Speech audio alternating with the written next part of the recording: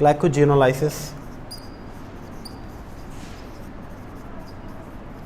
Glycogenolysis is the catabolic process of the glycogen metabolism, in which the glycogen is broken down into the glucose. This glycogen, which is the reserve food form of the glucose, this is broken down into the glucose. This glycogenolysis, it can take place in liver as well as in muscles, and the glycogenolytic process or the pathway, it can be subdivided into two phases or into two steps, which are: number one, that is the shortening of chains. Number two, that is the removal of branches. So these are the two steps through which this reaction, this catabolic pathway, that takes place. First of all, and the key enzyme for this glycogenolytic process, like in the glycogenesis, the key enzyme was glycogen synthase, and in this glycogenolysis, the key enzyme, that is the glycogen phosphorylase. Glycogen phosphorylase. This is a key enzyme which control the process of this glycogenolysis. Now, first of all, the first chemical reaction, that is the shortening of chains. In the shortening of chains, what happened, that the glucose, the glycogen molecule, which is a very complex branch structure, in that branch structure, the branches that will be shortened, and the branches at the end, after the shortening of those branches are the remaining portion of those branches that will be removed. And at the end, after that, after this complete process, at the end we will have a linear chain of glycogen molecule that will be further reduced into the shorter fragments with the help of this key enzyme, the glycogen phosphorylase. First of all, what is the shortening of chains? For example, here we have the glycogen molecule like this. This is a glycogen molecule,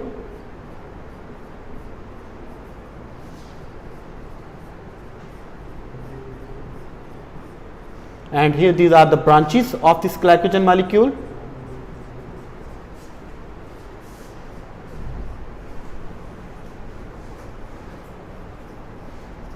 These are the branches of glycogen molecule, and here it is, for example, suppose it is A, B, C, D, E, F, G, and here it is B dash, C dash, as well as D dash, then E dash, F dash, and G, and here it is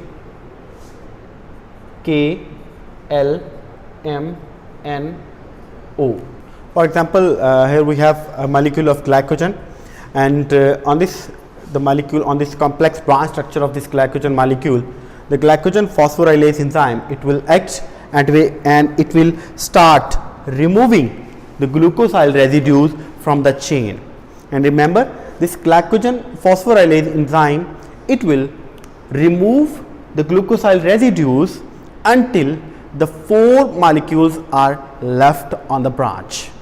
Once again, listen to me very carefully, that what will happen, the glycogen phosphorylase, this enzyme will act on the glycogen molecule and it will remove the glucosyl residues, and it will remove the glucosyl residues unless the branch has 4 molecules left on itself.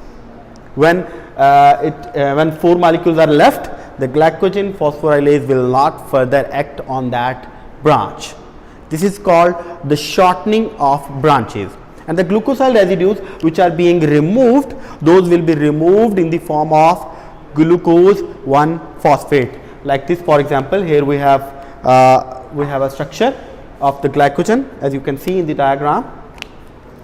Suppose Now the glycogen phosphorylase, it will come and it will remove this glucoside residue,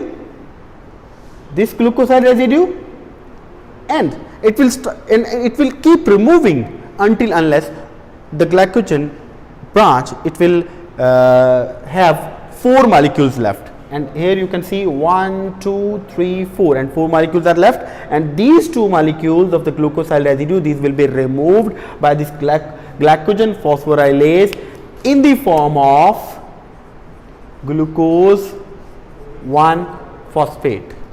Same with this branch, that it will remove the glucoside residue until 4 molecules are left, and 1, 2, 3, 4, it will remove this glucoside residue, and again this glucoside residue, it will be removed in the form of glucose 1-phosphate.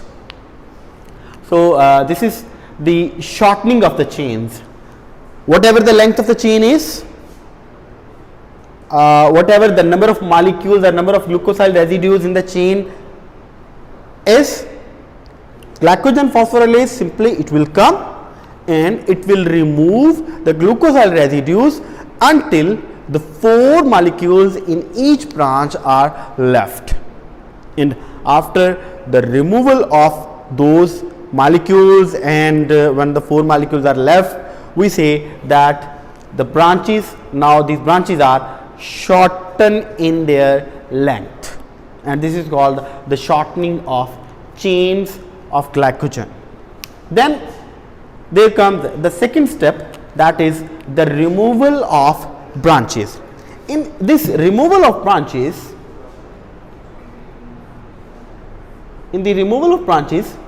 there are 2 key enzymes which are involved. Number 1 is 4,4-transferase, and number 2 is 1,6-glucosidase. These two enzymes, these are involved for the removal of branches and to convert this branched glycogen structure into a linear patterned structure. And how these enzymes will act, now listen to me. After the shortening of branches, what we have? We have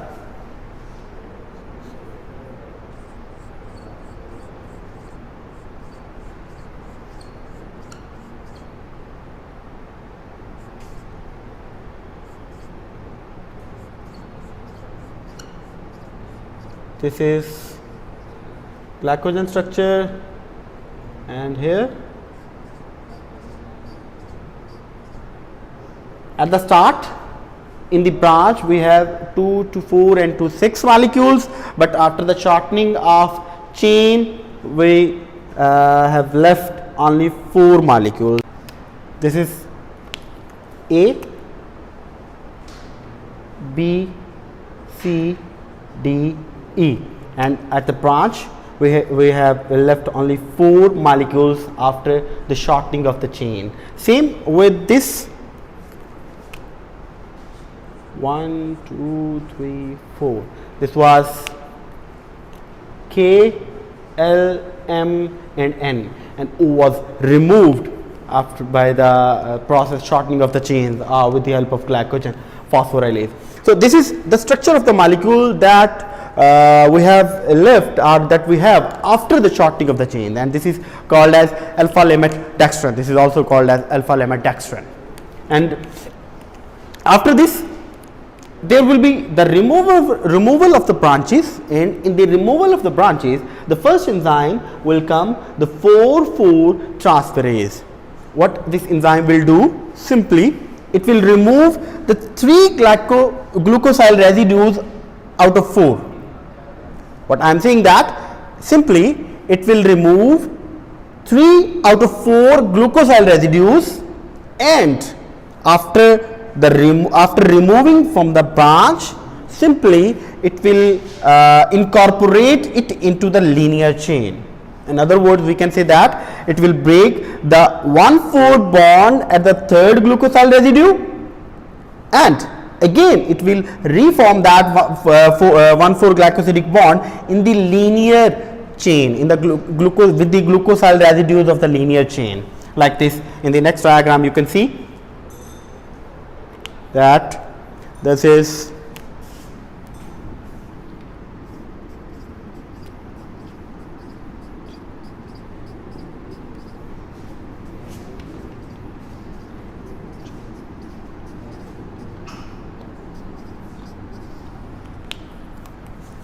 here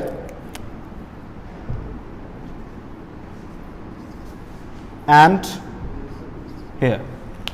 These three molecules which are removed by the 4,4-transferase enzyme, these will form a glycosidic bond in the linear chain, like this. You can see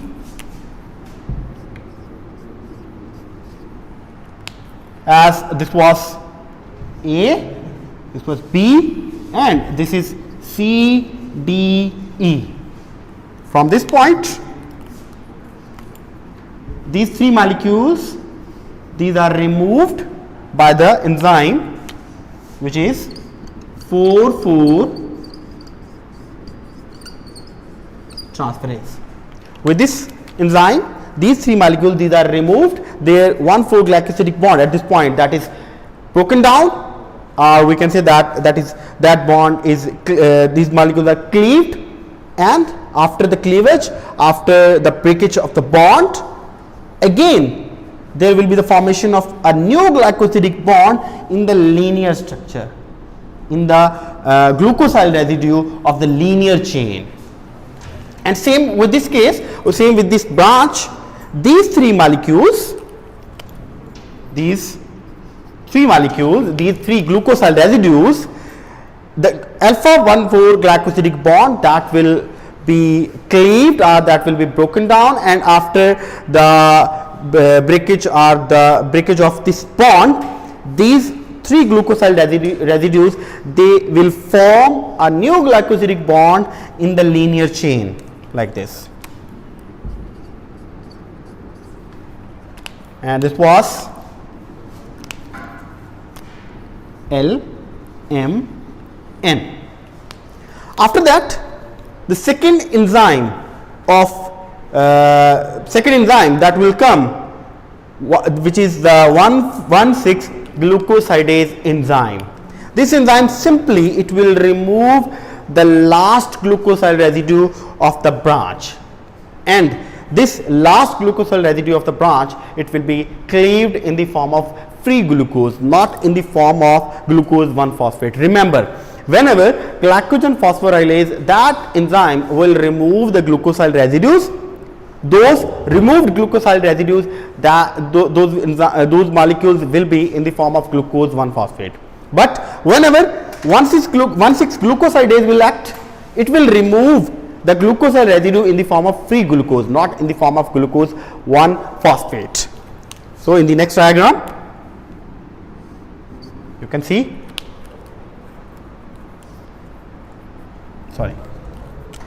the next diagram here,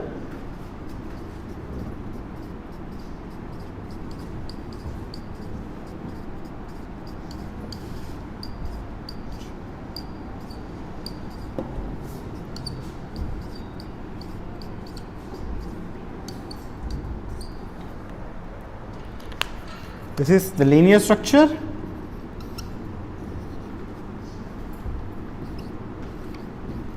See, and one branch was here, the last molecule of the branch was here, which was named as K, and one molecule of the branch structure was here,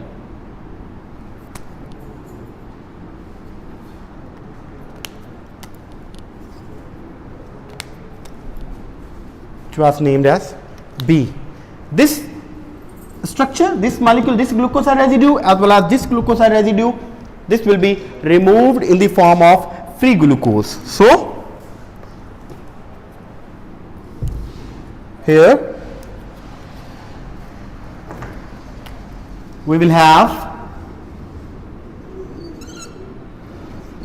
glucose as well as from this side we will have glucose, and after the action or the activity of this glucosidase enzyme, we will have a linear chain of glycogen molecule, and on this linear chain again glycogen phosphorylase enzyme will act and it will remove all the glucosyl residues one by one in the form of glucose 1-phosphate. So this is the glycogenolysis. Once again, let's have a brief review about this glycogenolysis. What is the glycogenolysis? Glycogenolysis is actually the breakdown of glycogen molecule in the form of, into the glucose. This is called the glycogenolysis, and this process takes place in two steps. Number one is the shortening of chains, and number two is the removal of branches. In the shortening of the chains, the key enzyme which is involved, that key enzyme is the glycogen phosphorylase, and in the removal of branches, there is a single enzyme which has two enzymic activities. Number one enzymic activity is 4,4-transferase, and number two enzymic activity is 1,6-glucosidase. So what will happen basically, suppose this is a molecule of glycogen. This is a glycogen structure. In this we have two branches, one branch and second branch. First of all, glycogen phosphorylase, this enzyme will come and it will start removing the glucosyl residues until the 4 molecules in each branch are left. Once again, listen to me very carefully, which is very important for you, that what glycogen phosphorylase will do, it will simply start removing the glucosyl residues. These are the glucosyl residues. Start removing the glucosyl residues until 4 molecules in each branch are left, as you can see in this diagram. Here we have in this branch 6 molecules, and here we have 5 molecules. The extra 2 molecules G and F, these are removed, and we have left only 4 glucosyl residues in the next structure. Here you can see 1, 2, 3, 4, and same with this branch 1, 2, 3, 4. And what I have told you, that glycogen phosphorylase is an enzyme which starts removing the glucosyl residues until 4 molecules are left, and here you can see we have only 4 molecules in each branch. And what about those removed glucosyl residues? Those removed glucosyl residues will be in the form of glucose 1-phosphate, not in the form of free glucose, but in the form of glucose 1-phosphate.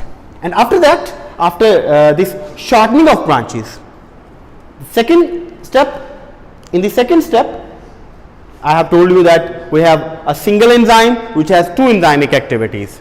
So with the help of this enzyme which has 2 enzymic activities, the 4,4-transferase will come and it will remove 3 out of 4 glucosyl residues. Once again, I am telling you that 3 out of 4 glucosyl residues, and those 3 glucosyl residues which will be removed, those glucosyl residues, they will form a 1,4 glycosidic bond in the linear structure of the glycogen molecule, in the linear chain of the glycogen molecule. As you can see, C, D, E, these are the last 3 glucosyl residues out of 4. These will be removed from here and they will form a new glycosidic bond in the linear chain of glycogen molecule. Like this you can see C, D, E. Same with this second chain, that 1, 2, 3, 4, 3 glucosyl residues, these will be removed and they will form a new glycosidic bond in the linear chain of glycogen molecule over here, LMN. And after the enzymic activity of this 4,4-transferase, we will have only 1 glucosyl residue at each branch, and that 1 molecule, that remaining molecule of glucosyl residue or the glucose, that will be cleaved by the, or that will be removed by the 1,6-glucosidase enzyme. That is the second part of the enzyme. And this 1,6-glucosidase enzyme, it will remove the last glucosyl residue of the chain, in the form of free glucose, not in the form of glucose 1-phosphate. And at the end, after the removal of branches, we will have a linear chain of glycogen molecule. Here you can see, and this linear chain it will be further shortened with the help of glycogen phosphorylase. Again, glycogen phosphorylase will come and it will start removing the glucoside residues one by one till the end, till the glycogen molecule is completely, we can say that, broken down into the glucose. So this was the glycogenolysis. But one important thing in this process, that what about this glucose 1-phosphate? What is the fate of this glucose 1-phosphate? First of all, this glucose 1-phosphate, it is converted into glucose 6-phosphate with the help of phosphoglucomutase enzyme. It is converted into glucose 6-phosphate, and the enzyme involved here is phosphoglucomutase.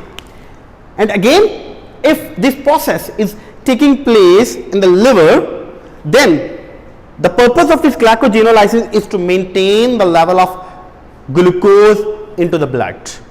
So in the case of liver, what will happen, that this glucose 6-phosphate, it will be translocated to the endoplasmic reticulum, and in the endoplasmic reticulum we have another enzyme which is the also enzyme of gluconeogenesis, that we name as glucose 6-phosphatase. And with the help of that glucose 6-phosphatase enzyme, what will happen, that the phosphate will be removed and we will have the glucose molecule at the end, and this glucose molecule, it will move into the blood. So this is in the liver, not in the muscles, because in the liver the purpose of the glycogenolysis is to maintain the blood glucose level, and in the muscles the purpose of the glycogenolysis is to supply the energy, to supply the glucose for the energy, especially in the exercising muscles. So what will happen in the muscles, that this glucose 6-phosphate, it will not be converted back into the glucose. First reason, muscles need energy, and this glucose 6-phosphate, it will be shunted into the glycolysis for the production of energy. And second major reason for not forming the free glucose is, in the muscles glucose 6-phosphatase enzyme is absent. So that's why in the muscles glucose 6-phosphate is not converted into the free glucose, and it's not playing its role in maintaining the blood glucose level. So always remember the difference between the liver and muscles, that in liver, what is the fate of this glucose 1-phosphate? In liver, this glucose 1-phosphate is converted into the glucose 6-phosphate with the help of phosphoglucomutase, and in the liver this glucose 6-phosphate is translocated in the hepatocytes. It is translocated to the endoplasmic reticulum, where glucose 6-phosphatase enzyme is present, which is also an enzyme for the gluconeogenesis. And that enzyme glucose 6-phosphatase, it will remove the phosphate in the form of ATP, and we will have the free glucose, and this glucose is we can say that it will be transported into the blood, it will move into the blood to maintain the blood glucose level. And same will happen with this free glucose. In the liver, it will go to maintain the blood glucose level. And this was the fate of this glucose 1-phosphate and glucose into the liver. But what is the fate of this glucose 1-phosphate in the muscle? In the muscles, number one, glucose 6-phosphatase enzyme is absent. So there will be no formation of free glucose. Number two, the purpose of glycogenolysis in muscles is to supply the energy through the glycolysis, through the glucose, because what will happen, that this glucose 1-phosphate is converted into glucose 6-phosphate, and as the purpose of glycogenolysis in muscle is to provide the energy, this glucose 6-phosphate we can say that will be used in glycolysis for the formation or for the production of energy. So that's why in the liver and glycogen the fate of glucose 1-phosphate is different, and in muscles this free glucose is converted into glucose 6-phosphate and again into the glycolysis. So this was about the glycogenolysis, that is the second pathway or the second metabolic pathway of the glycogen metabolism. In the introduction I have told you that we have glycogen metabolism, which has two pathways, anabolic as well as catabolic. In anabolic, there was a synthesis of molecules, and the pathway of the glycogen metabolism, anabolic pathway, is the glycogenesis. And in catabolism there is a breakdown of the molecule, complex molecule. So in glycogen metabolism the catabolic pathway is the glycogenolysis. So this was all about the glycogenolysis. I hope all of you have got the concept about this glycogenolysis.